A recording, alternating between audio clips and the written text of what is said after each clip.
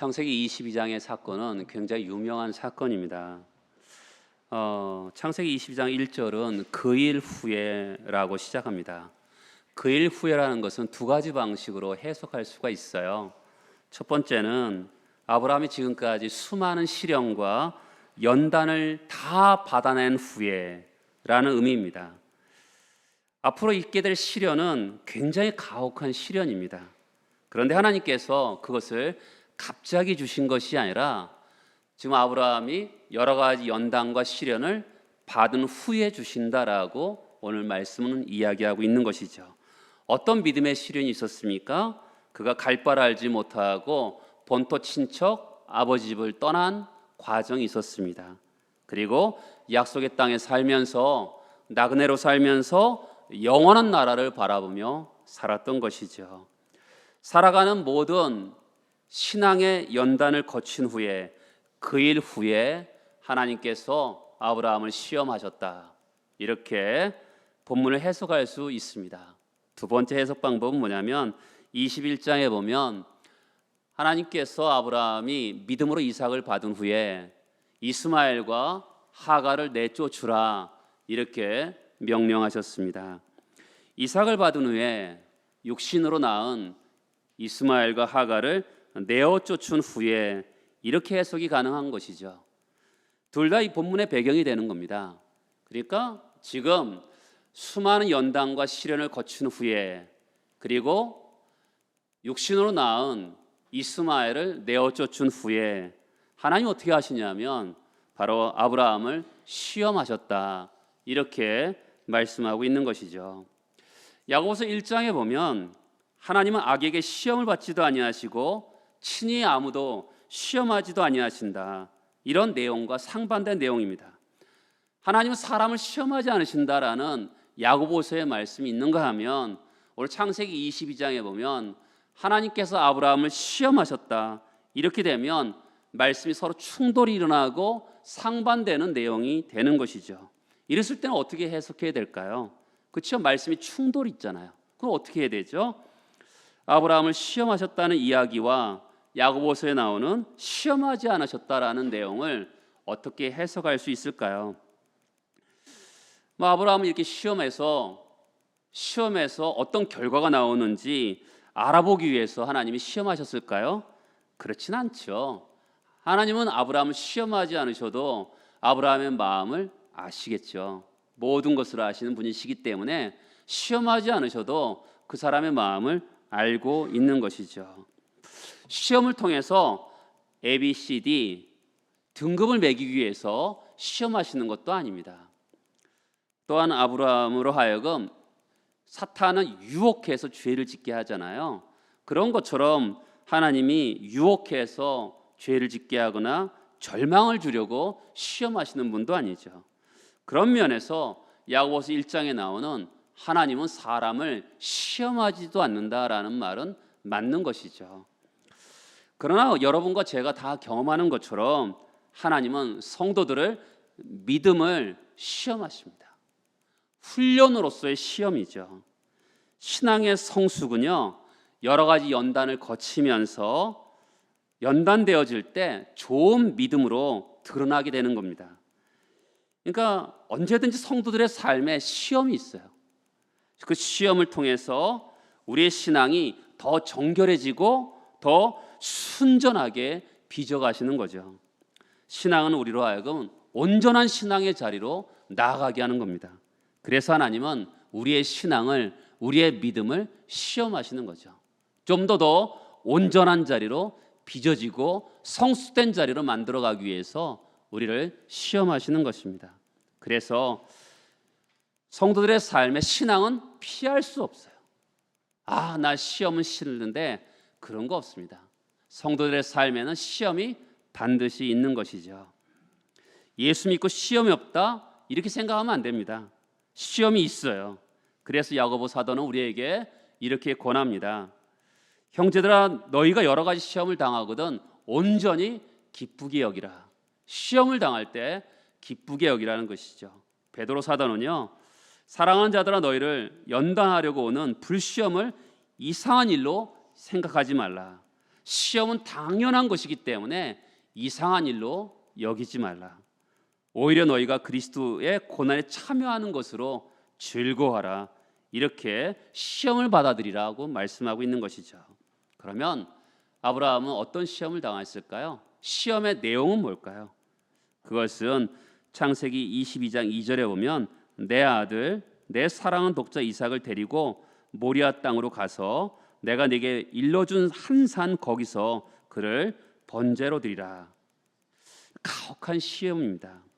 이삭을 어떻게 하라고요? 모리아 산에 가서 그를 번제로 드리라는 거예요. 번제가 뭐예요? 번제는요, 죽여서 각을 떠서 불로 태워 드리는 것이 번제거든요. 그런 번제로 제사를 드리라라고 말씀하고 있는 것이죠. 여러분, 성경은 참 독특합니다. 하나님이 왜 바쳐야 되는지 말씀도 안 하세요. 그리고 아브라함도요, 하나님 왜 그러세요라고 이야기도 하지 않아요. 이게 성경의 아주 독특성이에요.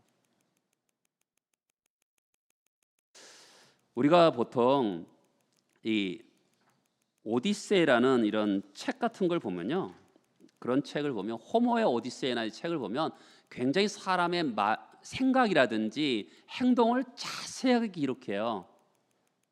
그렇죠? 아주 자세하게 기록합니다. 근데 성경은요, 아주 암시적이고 굉장히 함축적으로 기록되어 있어요. 때로는 성경은 사람들의 감정도 숨겨요. 그것이 성경의 멋이고 맛인 것 같아요. 그러니까 세상의 소설하고 너무나 다르죠. 그들의 심정이라든지 하나님의 심정이라든지 이런 것을 다 표현하지 않아요. 그러니까 우리가 성경을 읽을 때 왜 그렇지? 라고 질문을 던지면서 읽으면 그들의 하나님의 마음도 읽을 수가 있고 때로는 그 사람들의 감정도 감정이입해서 읽을 수 있는 장점이 있는 책이기도 해요. 어떻든 지금 눈에 넣어도 아프지 않는 아들을 번제로 드리라고 말씀합니다. 여러분들의 자녀들이 정말 사랑하는 아들, 딸들에게 하나님이 여러분들에게 목사로 만들면 어떨까? 그러면 여러분들 어떤 마음이 드시겠어요? 목사인 저도요, 우리 아들에게 목사가 돼볼래? 라고 했더니 우리 아들은 안 하겠다 그러더라고요. 안 하겠다는 말이 더 아주 독특했어요. 자기는 아버지로서 아들에게 아들이 요구하는 걸 다 들어주고 싶은 아들이 되고 싶다 그러더라고요. 내가 아무것도 안 해줬다는 말 아니겠습니까? 그래서 자기는 안 하겠다는 거야. 뭐라고 할 말이 없더라고요. 그래서 어떻든 그래 알겠다. 네가 가고 싶은 길을 가라고 저는 얘기했어요. 딸 예쁘게 키워서 외국 유학도 보냈는데 사위를 데려왔는데 아프리카 선교사를 데려왔다면 여러분들의 마음은 어떠실까요? 그런 일은 여러분에게 일어나지 않았으면 좋겠다라고 생각하실 겁니다. 그런데 주님이 아브라함에게 말씀하신 것은 그 정도가 아니라 아예 죽여서 불태워서 바치라는 것이죠. 사랑하는 자녀를 어려운 지역에 선교사로 보내는 것도 마음 아프고 두려운데 아들을 죽여서 불로 태워 제물로 드리라고 주님은 말씀하고 있는 것이죠. 여러분, 이것이 가혹한 것거든요. 그렇죠? 하나님이 우리에게 이런 가혹한 요구를 하신다는 것은 좀 너무하신 게 아닌가라는 생각이 들 때가 있어요. 가혹한 이유 첫 번째는 뭐냐면 2절을 잘 보세요. 우리 성경에는 내 아들, 내 사랑하는 독자 이삭을 데리고라고 표현했는데 히브리어에는 데려가라 명령형이에요. 명령형 동사를 앞에 써요. 그 다음에 세 마디를 목적으로 쓰는 거죠. 내 아들을 데려가라, 내 사랑하는 독자를 데려가라, 바로 그 이삭을 데려가라, 이렇게 이게 설명하고 있는 거거든요. 그러니까 지금 아브라함의 마음을 이야기하는 거예요. 자, 아브라함에게는 이삭이 어떤 존재예요? 아브라함의 아들이에요. 사랑하는 외아들이에요. 바로 그 이삭, 웃음을 줬던, 웃음이란 뜻이거든요. 이삭이 웃음을 줬던 그 이삭을 데려가서 바치라는 것이죠. 그러니까 이삭에 대한 아브라함의 마음이 이 세 단어에 다 녹여져 있어요. 네 아들, 사랑하는 독자, 너에게 웃음을 준 그 아들을 데려가서 바치라는 것이죠. 지금 이스마엘을 내쫓은 후잖아요. 그러면 모든 관심이 이 이삭에게 다 집중되어 있는 상황입니다. 그리고 100세가 넘어서 난 아들이기 때문에 누구와도 비교할 수 없는 귀한 아들이에요. 그런데 이 소중한 아들을 불태워서 바치라는 하나님의 명령은요, 가혹한 거예요. 순종하기가 어려운 겁니다. 두 번째로 이 말씀이 가혹한 이유는 뭐냐면 하나님의 성품과 관련이 있어요. 하나님께서 우상 숭배를 제일 싫어하는데 그 우상의 종교 중에서 자식을 제물로 바치는 종교가 있어요. 그것은 몰렉 종교거든요. 몰렉 신에게 그 자식을 불태워서 바치는 것이 그 당시 가나안 시대의 종교가 있었습니다. 근데 하나님께서 그 우상 숭배를 가증히 여기셨어요. 그런데 그 하나님이 아브라함에게 같은 행위를 요구하고 계시는 거죠. 여러분, 아브라함에게 질문이 던져지지 않았겠어요? 내가 믿는 그 하나님 맞을까?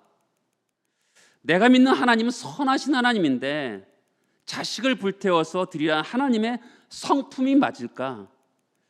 이게 과연 하나님의 성품과 부합되는 일일까? 아주 혼란스러웠을 거예요. 내가 믿는 하나님 분명히 그런 하나님은 아닌데 이런 생각이 들었을 겁니다. 그런데 아들을 바쳐야 하나? 이런 질문을 던지게 되는 것이죠. 인생에는요, 해석되지 않는 일들이 일어납니다. 그렇잖아요. 지금 해석되지가 않아요. 하나님의 성품과 그동안에 자기가 겪었던 하나님 말씀과 충돌이 일어나요. 그렇죠? 아까 야고보서의 말씀과 창세기 22장의 말씀이 충돌이 되기 때문에 제가 여러분들 해석하는 것처럼 그건 해석이라도 되죠. 그런데 지금 하나님의 성품과 지금 아브라함이 그동안 경험한 하나님의 말씀은 충돌이 되니까 해석되지 않는 거예요. 종종 우리는 순종의 기준이 어떠냐면 합리성이에요. 그리고 설득력이 있어야 돼요. 그렇죠? 하나님이 나에게 말씀하시는데 합리적이어야지, 내가 이해되어야지 순종하고 합리적이어야 순종하는데 지금 비합리적이고 설득력도 없어요. 그렇죠? 하나님이 약속하신 아들을 줬는데 지금 달라고 하잖아요. 그것도 가혹하게 달라고 하잖아요. 얼마든지 순종하지 않을 수 있는 명분이 있어요. 거기다가 더 치명적인 결정적인 것은 뭐냐면 히브리서 11장 17절에 보면 아브라함을 가리켜 뭐라고 말하면 그는 약속을 받은 자라고 얘기합니다. 아브라함은 하나님께로부터 약속을 받은 자였어요. 창세기 12장에 보면 하나님께서 아브라함에게 약속을 주시면서 불렀어요. 그리고 이삭을 바치는 과정 속에서 그 가운데 속에서 하나님이 아브라함에게 수많은 약속을 주셨는데 그 약속의 핵심이 뭐냐면 이삭이거든요. 이삭 안에 하나님의 약속이 모두 걸려져 있어요. 이삭이 자녀를 낳았는데 이삭의 후손 중에서 메시아가 나올 것이고 그 메시아를 통해서 온 열방과 민족이 복을 받을 것이라는 것이 약속의 핵심입니다. 그런데 약속 핵심인 이삭을 죽이라는 거잖아요. 정말 아브라함의 삶과 신앙의 전부인 이 이삭을 바치라 그러는데 여러분 어떨까요? 그렇잖아요. 하나님의 약속이잖아요. 약속과 지금 현재의 명령, 과거의 약속과 현재의 명령이 충돌이 일어나고 있어요. 그렇죠? 하나님의 성품과 그동안 말씀하셨던 말씀이 충돌이 일어나고요. 과거에 약속하셨던 그에게 복을 주시겠다 약속하셨던 것과 그 복의 핵심인 이삭을 죽이라는 이 명령이 충돌이 일어나고 있어요. 그런데 그 사건이 언제 일어났냐면 오늘 본문에 그 일 후에라고 일어나고 있는 거죠. 그러니까 여러 가지 믿음의 시련을 거친 후에 일어나고 있는 거죠. 초신자들이나 신앙이 어린 사람들에게 이런 가혹한 요구를 하나님이 하시지 않죠. 근데 이 시험은 아브라함의 인생의 말미에, 믿음의 여정의 말미에 일어난 사건인데 그가 이 시험을 분별할 수 있는 줄 아는 사건에서 일어난 거죠. 아브라함은 여전히 그렇지만 이 사건은 아픈 사건이에요. 정말 인생 전부를 거는 사건이거든요. 고통스럽습니다. 절망스럽습니다. 우리에게도 이런 시험이 있을 수 있어요. 누구에게나 언제든지 이런 시험이 온다고 말할 수 없지만 여러분과 저에게도 이런 시험이 올 수 있어요. 어떤 분들은 이미 경험한 사람들도 있을 거고요. 어떤 사람들은 지금 현재 경험할 수도 있고요. 어떤 사람은 앞으로도 경험할 수 있는 사건이죠. 틀림없는 것은 하나님 우리에게 이와 같은 시험을 주실 때가 있다라는 겁니다. 근데 이 사건은 도무지 해석되지 않아요. 아까도 말씀드렸죠. 가장 소중한 아들을 달라 그러죠. 그것도 비참하게 가혹하게 번제로 드리라고 말씀하죠. 그리고 하나님의 성품과 그동안 하나님의 내가 생각했던 그 하나님이 충돌이 일어나요. 과거의 약속과 현재의 명령이 충돌하고 있어요. 그러니까 도무지 해석될 수 없는 거죠. 사랑하는 여러분, 이럴 때 보편적으로 사람들은 어떻게 반응하냐면 하나님 믿지만 실족해요. 하나님 어떻게 나한테 이렇게 할 수 있을까? 내가 성경을 통해서 알았던 하나님 이런 분 아닌데 어떻게 나한테 이럴 수가 있을까? 하나님 향해서 원망하고 실망합니다. 그렇게 실족하면 하나님 나에게 이렇게 대하시는데 나도 하나님 믿지 않을래 이러면서 살아가는 분도 있어요. 우리 주변에요. 심심치 않게 이런 분들을 만나기도 합니다. 또 어떤 부류의 사람은 너무 절망스럽고 아픈 일이었지만 차마 하나님을 부인할 수가 없는 거예요. 하나님을 욕할 수도 없어요. 그럼 누구에게 책임을 돌려요? 나에게 책임을 돌리죠. 나를 자책하죠. 하나님 나를 홀대하시는구나. 하나님에게 나는 별로 중요한 인물이 아니구나. 하나님이 나를 아무렇게나 대하시는구나 하면서 좌절과 아픔을 겪기도 합니다. 세 번째는요. 하나님 하면서 이 상황을 변화시켜 달라고 부르짖기도 하죠. 시험 앞에서는요. 이렇게 세 가지 반응이 일반적으로 있어요. 근데 시험을 받을 때 아브라함은 어떻게 하냐면 그의 첫 번째는 뭐냐면 22장 3절에 보면 아브라함이 아침에 일찍 일어나 이렇게 합니다. 여러분 이것이 아침에 일찍 일어날 만큼 서두를 만한 일인가요?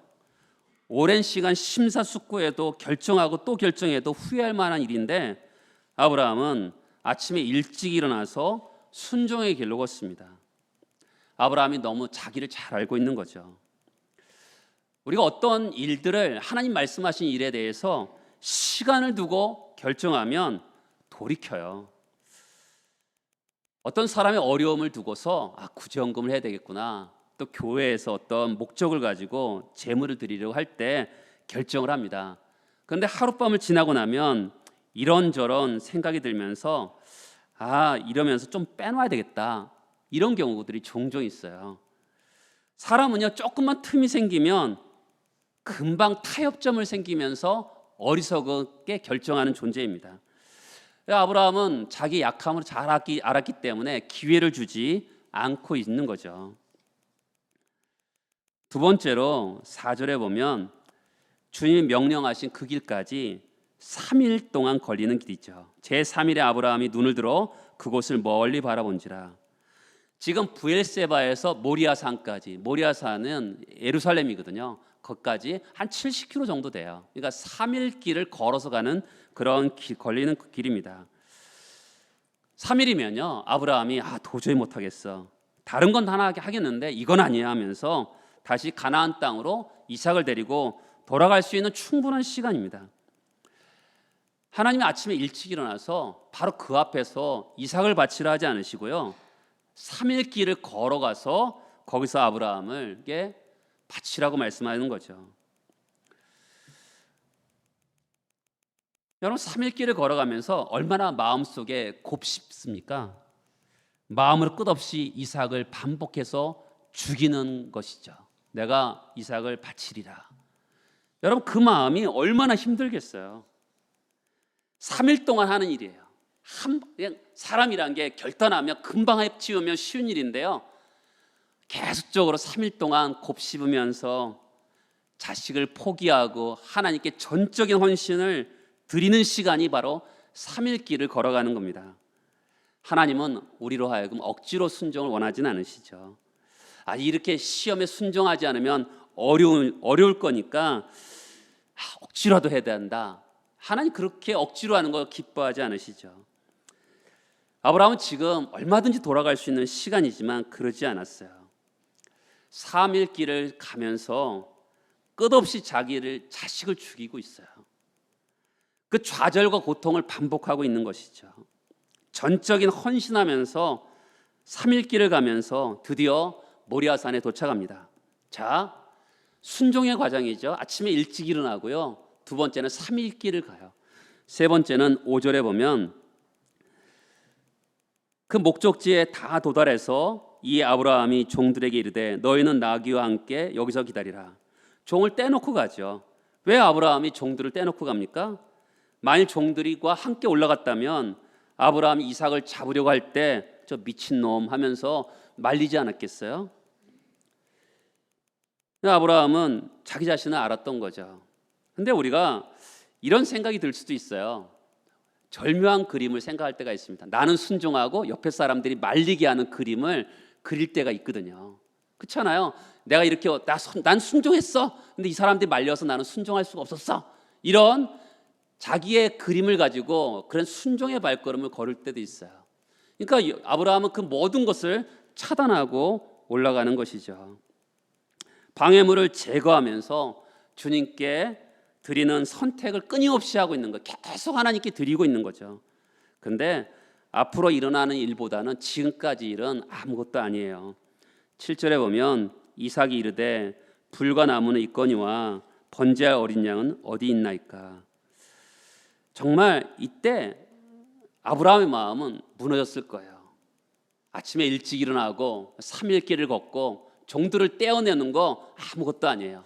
마지막 순종의 발걸음을 거둘 때 여러분, 우리의 순종의 발걸음을 가장 어렵게 하는 사람은 사랑하는 사람이거든요. 그 아들이 말하잖아요. 번제할 어린 양은 어디 있나이까. 그럴 때 아브라함이 어떤 마음이 들었을 것 같아요? 도저히 못하겠다 하고 어떻게 바쳐 하면서 짐 싸들고 일어날 수도 있는 상황 아니겠습니까? 그런데 아브라함은 끝까지 가잖아요. 마지막 장애물을 넘어가는 거죠. 하나님을 신뢰하는 사람 삶 가운데 가장 사랑하는 사람들을 칼로 찔러 죽여야 하는, 잃어버리는 순간이 우리 생애에도 있을 수 있어요. 누가복음 14장에 보면 자기 부모와 처자와 형제와 자매와 및 자기 목숨까지 미워하지 않으면 나의 제자가 되지 못한다라고 합니다. 이런 말씀을 읽으면 목사님 저는 제자 안 되고요, 성도 될게요. 여러분, 성도나 제자나 똑같은 거거든요. 등급이 있는 게 아닙니다. 근데 성도들이 이렇죠. 목사님 저는 아브라함처럼 이렇게 훌륭한 믿음의 사람 안 돼도 좋으니까 그런 시험 없었으면 좋겠습니다. 그렇다고 뒷걸음치면 안 돼요. 그런 시험이 찾아올 수 있어요. 하나님이 우리의 삶을 딱 세워두고 네가 가장 결정적이고 중요한 거 이삭 내려놔라. 그리고 사랑하지만 사랑하는 배우자, 자식, 부모 포기하지 않으면 내 제자가 되지 못하리라. 사랑하는 여러분, 너무나 많은 사람들이 그렇잖아요. 이렇게 어떻게 살아? 내 믿음을 어떻게 그렇게 할 수 있어? 하면서 머뭇머뭇거리고 선택을 합리화합니다. 그런데 아브라함은 모든 장애를 넘어서 말씀의 자리까지 들어가는 거죠. 그렇죠? 하나님 우리가 원하시는 것이 그 말씀의 자리까지 들어가는 거 아니겠습니까? 근데 아브라함에게 어떻게 이렇게 할 수 있다고 말합니까? 히브리서 11장 17절에 보면 시험을 받을 때 믿음으로 자식을 드렸다, 이삭을 드렸다고 얘기합니다.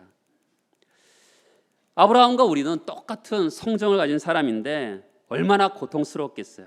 그럼에도 불구하고 그가 순종의 자리로 나갔던 것이죠. 이른 새벽에 3일 길을 걸어서 종들을 떼어놓고 그리고 이삭의 말을 들었음에도 불구하고 무너지지 않고 제단에서 칼을 들어서 이삭을 죽이려고 할 때 아브라함아 아브라함아 하면서 하나님이 다급히 중지시킬 만큼 온전히 순종했어요. 성경은 아브라함이 이삭을 드렸던 이유에 대해서 단 한마디로 얘기하죠. 믿음으로 그랬다.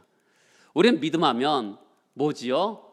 우리가 죄 씻음 받고 예수의 사람 되고 하나님의 자녀가 되고 그리고 그렇게 되는 것이 은혜의 통로인 믿음을 통해서 말미암아 되는 건데 그 믿음으로 말미암아 수많은 장애를 넘어서 온전한 순종을 드리게 되었다는 것이죠. 여러분 다시 한번 말씀드리지만 아브라함에게는 약속이 있었어요. 이삭을 통해서 수많은 자손이 일어날 것이고, 그리고 그 중에 메시아가 등장하고 그 메시아를 통해서 온 민족과 열방이 복을 받을 것이라는 약속이 있었습니다. 그런데 오늘 현재의 명령은 뭡니까? 그 아들을 이삭을 죽여서 바치라라는 거잖아요. 그 충돌이 일어나고 있는 이 상황에서 얼마든지 자기 연민에 빠지면서 내가 믿는 하나님이 소리가 아니겠지 하면서 뒷걸음칠 수도 있었고요. 인간의 가치와 논리를 가지고 하나님의 방법이 충돌이 일어나니까 얼마든지 뒤로 물렀을 수도 있었어요. 그런데 아브라함은 믿음으로 이것을 극복하는 것을 보게 됩니다. 믿음으로 이삭을 드리죠. 우리가 시험을 통과할 때 하나님 주신 가장 큰 은혜는 뭐냐면 계시가 열리는 겁니다. 지금 하나님 말씀이 깨달아지고 경험되는 것인데, 히브리서 11장 19절에 보면 하나님께 능히 이삭을 죽은 자 가운데서 살리실 것을 믿어요. 이삭을 드리는 어려운 시험을 감당하면서 눈이 열리는데, 하나님께서 이삭을 살리실 거라는 믿음이 그에게 생기는 거죠. 부활의 진리를 깨닫는 겁니다. 우리가 신앙을 살 때 이런 이해할 수 없는 삶을 살 때가 있어요. 정말 누구에게도 말하고 싶지 않는, 그동안 내가 경험했던 그 하나님이라고 할 수 없을 만큼 고통이 있을 때가 있거든요. 그럴 때 우리가 그 가운데 속에서도 지금 아브라함의 가장 중요한 게 뭐예요? 하나님을 인정하는 거거든요. 그렇죠? 하나님이 인정하면서 나아갈 때 눈이 열려요. 어떤 눈이 열리죠? 죽은 자 가운데 살리시는 것을 눈이 열리기 시작하는 거죠. 너무나 많은 사람들이 삶의 자리에서 아까 그랬잖아요. 세 가지 반응하죠. 하나님 어떻게 나한테 이럴 수 있어 하면서 하나님 버리고 떠난 사람이 있는가 하면 자기를 자책하면서 하나님 나를 무시하는구나, 그리고 그냥 어떻게 하면 이것을 변화시킬까 하면서 기도의 자리로 나가는 사람이 있어요. 그래서 너무나 많은 사람들이 어떻게 하냐면 신앙이 이런 어떤 껍질에 있는 거죠. 피상성이라 그럴까요? 그런 얄팍한 가운데 속에서 더 이상 깊은 데로 들어가지 못하고 얄팍한 가운데 있는 거죠. 아브라함은 그런 자리에서 충돌이 일어나잖아요. 하나님의 약속과 하나님의 명령이 충돌이 일어나고 하나님 말씀, 성품과 하나님의 약속이 충돌이 일어날 때 믿었을 때 어떤 일이 일어나냐면 하나님께서 이 자식을 통해서 틀림없이 메시아를 주실 거라는 그 약속이 있는가 하면 또한 제물로 드리라는 이 명령이 있어요. 이 충돌이 났을 때 믿음으로 나아갔더니, 순종하며 하나님 인정하며 나갔더니 그의 눈이 열리는 거죠. 하나님 이 자식을 통해서 죽은 자 가운데 살리셔서 저 자식을 통해서 정말 믿음의 엄청난 사람들이 일어나게 될 것을 믿는 것이라고 성경은 말하고 있는 것이죠. 우리는 예수의 부활을 믿습니다. 그래서 우리에게 그런가 하면 우리 그런 말이면 생명을 주었는데, 어떨 때 보면 부활을 제대로 믿지 못하는 경우도 있어요. 그런데 아브라함은요, 구약 시대예요. 아직 영적으로 더 계시가 열리지 않았음에도 불구하고 그가 믿음으로 나갔더니 계시가 열리는 거죠. 은혜의 문이 열리는 겁니다. 이사야 1장에 보면 내 성전 마당만 밟을 뿐이라는 말이 있어요. 시험을 당하는데 자기 연민에 빠지고 시험을 회피하고 그러면 마당만 밟는 거죠. 더 깊은 데로 들어가야 되잖아요. 예수께서 우리를 십자가에서 죽으심을 통해서 우리로 하여금 하나님의 지성소의 깊은 곳으로, 신앙의 깊은 자리로 들어가기를 원하시는데, 만약에 여기서 믿음으로 나가지 않으면 마당만 밟는 거죠.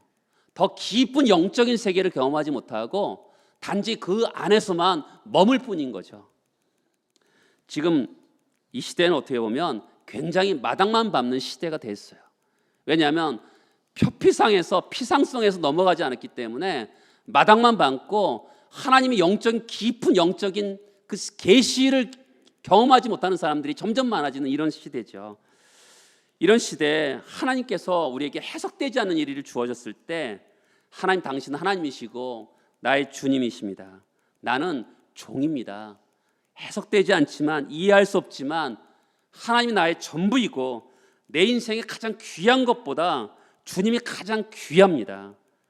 내가 모든 것을 포기합니다.